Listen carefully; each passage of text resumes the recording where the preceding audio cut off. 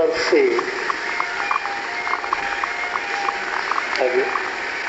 राम रस बरसे मनवा, राम रस बरसे चातक क्यों तरसे। चातक क्यों तरसे।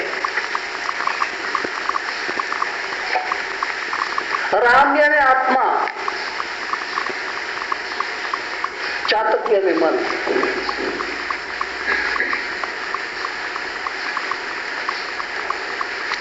आत्मा में से नित्य ज्ञान रूपी अमृत का झरना बरसता है।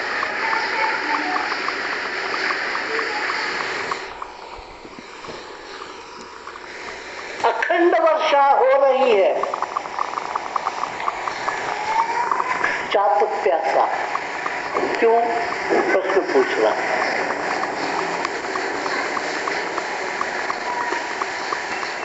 आपका मन प्यासा क्यों। मनुष्य का मन प्यासा क्यों, जब आत्मा में से अमृत रस बरस रहा।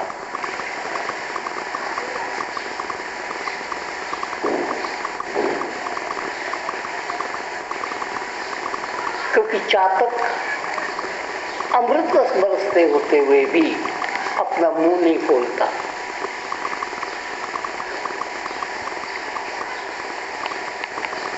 और मुंह खोले बिना बूंद कैसे गिरेगी, बूंद गिरे बिना प्यास कैसे मिटेगी। कसूर तो ईश्वर का तो है, चातक का है। क्योंकि चातक के अंदर बोध नहीं है, उसको भान नहीं है कि वर्षा बरस रही है, प्यास तब मिटेगी जब मैं चोंच खोल दूंगा। मूर्खता के कारण चोंच बंद रखी है।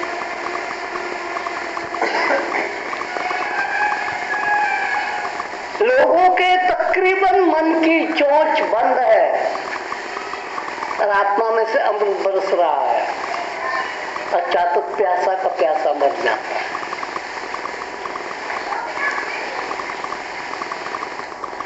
सारे संसार की तरफ नजर डाल करके देखो, प्यासे ही मरते, तड़पते तड़पते ही मरते, तड़पते तड़पते जीते हैं, तड़पते तड़पते ही मरते, और मरने के बाद भी तड़पते ही रहते हैं। इसलिए फिर उनकी आत्मा की शांति के लिए पंडित को प्रार्थना करनी पड़ती।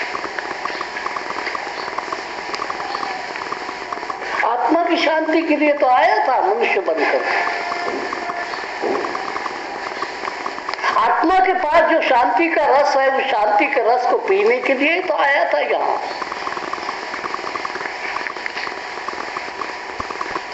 लेकिन बरसता हुआ 24 घंटे बरसते हुए भी चातक इतना अड़ियल, इतना मूर्ख कि उसने चोंच ही नहीं खोली, मर गया।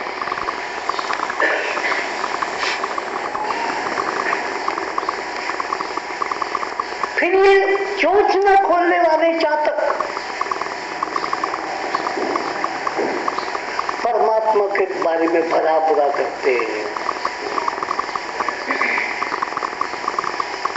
तुम निर्दय हो, तुम निष्ठुर हो, हम पर दया क्यों नहीं करते। उल्टी बोली बोलते हैं, अज्ञानी सवाल उल्टा बोलते हैं।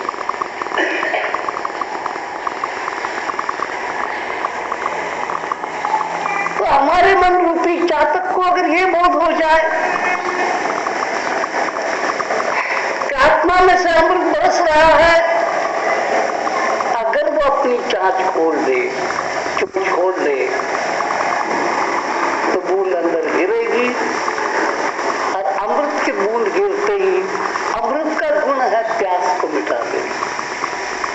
और प्यास कौन सी, पानी की नहीं, ये संसार की निकम्मी चीज प्राप्त करने की जो प्यास है, वो सबसे बड़ी प्यास है, वो तो आग है।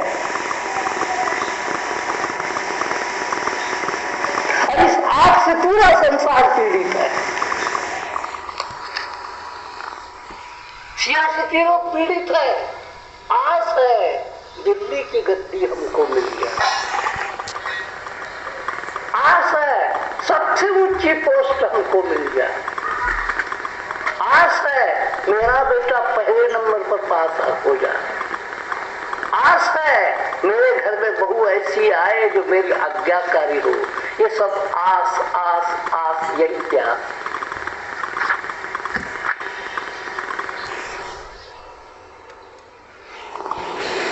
और प्यासा चातक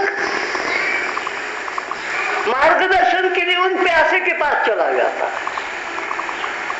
जो खुद तड़प रहा है प्यास से। चातक की जान चातक के पास ही चली जाती है, दूसरे चातक को पूछने लग जाता है। एक चातक, एक प्यासा चातक दूसरे प्यासे चातक को पूछने को गया कि मेरी प्यास कैसे मिटेगी। जब उसकी मिटी नहीं, वो आपको क्या बताएगा?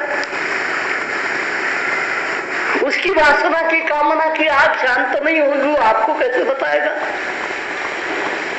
और आपकी प्यास कैसी मिटेगी जब उसकी नहीं मिटी है? तो वो रास्ता भी क्या बताएगा?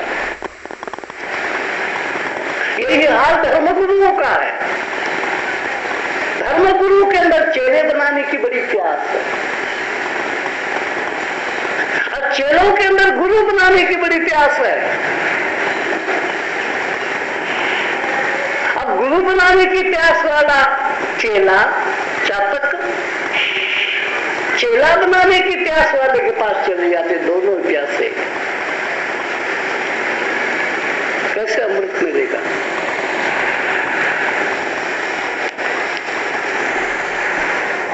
आस और प्यास दो चीजें मिली। जहां आस है समझ लेना चाहिए प्यास है।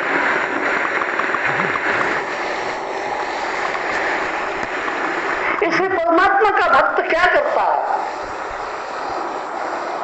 कहता है कि अमृत तो बरस रहा है, मेरी ओर से गलती है, मेरी ओर से तैयारी नहीं है। मैं जो अपना मुंह बंद रखा है वो खोलने को तैयार नहीं। अड़ियल तो मैं हूँ, आलसी तो मैं हूँ, मूड तो मैं हूँ। परमात्मा का क्या कसूर है?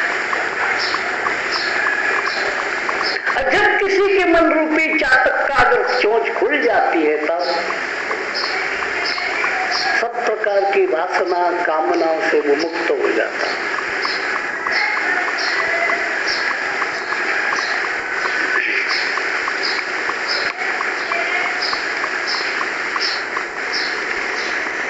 फिर कामना रहित वासना रहित जीवन वो जी लेता है, जो बातें का।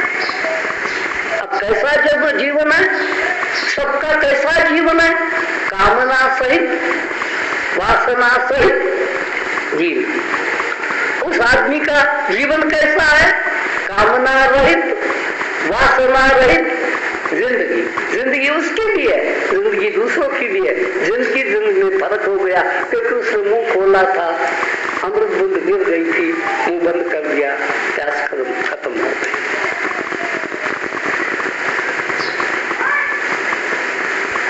पानी की प्यास कब समाप्त होती?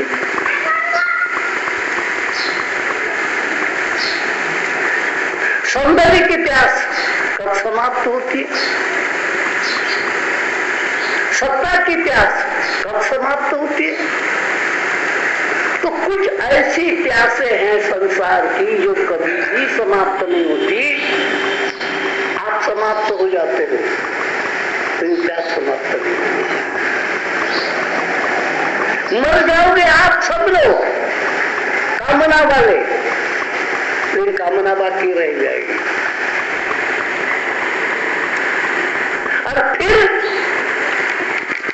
कामना बाकी रहेगी, फिर आपको फिर जन्म लेना पड़ेगा। प्यासा का प्यासा, यानी इस जन्म में भी प्यासा, अगले जन्म में भी प्यासा, उसके बाद फिर प्यासा, कोटि कोटि जन्म में प्यासा ही मरेगा। आएगा तड़प तड़प के फिर मरेगा, आएगा तड़प तड़प के फिर मरेगा, क्योंकि चोंच खोली नहीं। जन्मा तो बहुबा तो चोंच ही नहीं खोली।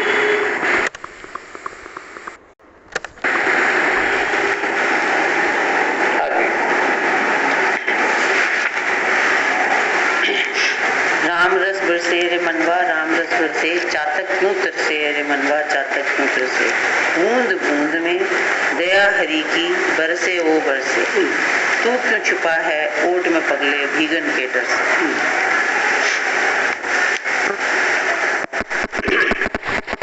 बूंद बूंद हरि की कृपा छुपी है,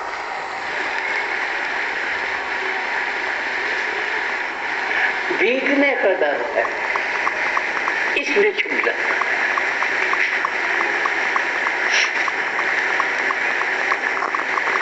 कहीं हम परमात्मा के न हो जाए। कौन सा डर? कहीं हम परमात्मा के न हो जाए, सबसे बड़ा डर। जरा समझ के चलो परमात्मा के लिए, परमात्मा के पीछे जरा इधर उधर देख के चलो, बच के चलो, कहीं उसके ना हम हो जाए, और उसके हो जाए तो पप्पू की नहीं रहेंगे।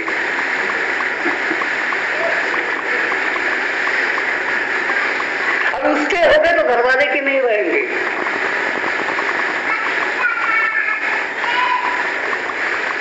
और उसके हो गए तो जनता के नहीं रहेंगे, नेता कहता है। और गुरु महाराज कहते हैं उसके हो जाएंगे तो चेलों के नहीं रहेंगे। और चेला कहता है परमात्मा के हो गए तो गुरु महाराज के नहीं रहेंगे। ये डर है, भीगने का डर है। अब जो बीज भीगने के डर से डरेगा, आप सोच लीजिए जरा, उसमें से अंकुर फूटेगा। आपके घर में कभी फसल उगी है? कमरे में बीज पड़ा है गेहूं का, बीज पड़ा है चने का, लेकिन कभी उसमें से अंकुर फूटा? बोरी भर करके छोले रख देते हो, बोरी भर करके कड़क रख देते हो, कभी अंकुर फूटा? क्योंकि बोरी भर छोले, बोरी भर सारे के बीज है, वो भीगने के डर से कमरे के बीच में पड़े हुए हैं। क्योंकि भीगने से सबसे बड़ी बात ये हो जाती है, उसको खतरा है कि अगर भीगेंगे हम परमात्मा की वर्षा में, कृपा की वर्षा में, तो हमारे में से अंकुर फूट निकलेगा। और जो भीगता है उसमें से ही अंकुर फूट निकलता है। तो हम भी बीज जैसे हैं, इसमें अंकुर फूटने की संभावना है।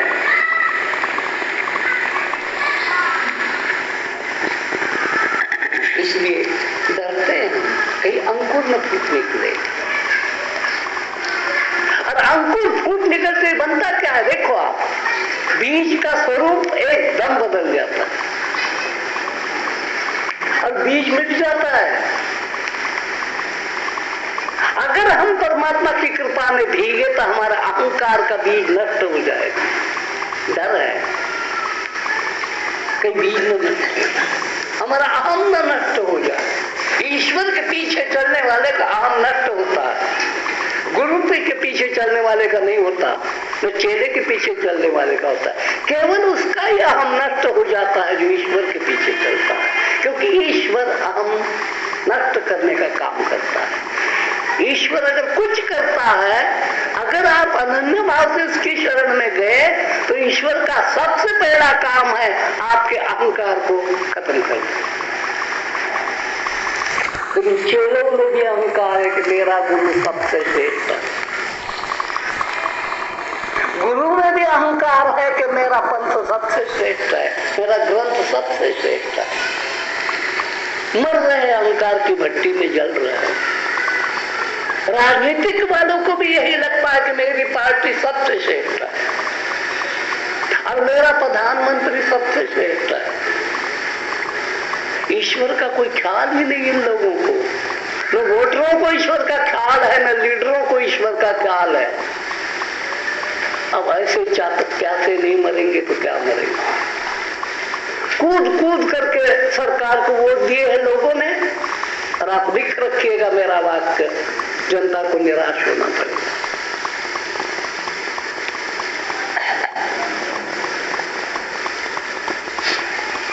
जिसको याद रखना चाहिए उसको भूल जाते हो,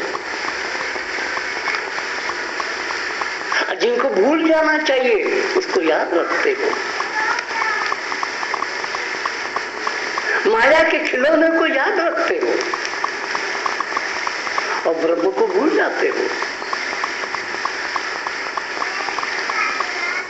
आई लव यू किसको?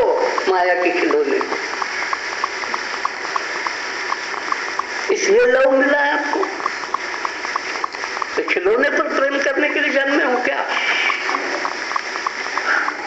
लेकिन जब देखता हूँ सारे संसार की तरफ आंखें खोल करके सब खिलौनों पर ही प्रेम कर रहे और पछता भी रहे।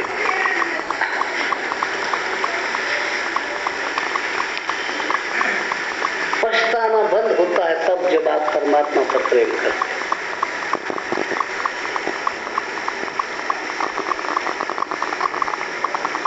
उसको पश्चाताप की अग्नि में से परमात्मा बाहर निकालता है, वही प्रहलाद बन जाता है। कैसी गोदी में लेकर के उसको जलाने को बैठी थी कि जल करके खाक हो जाए, लेकिन नहीं जला प्रहलाद।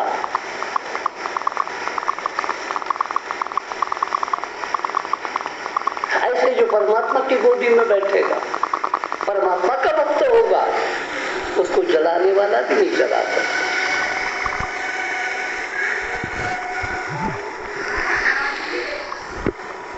तो ये प्रहलाद मन की अवस्था का नाम है।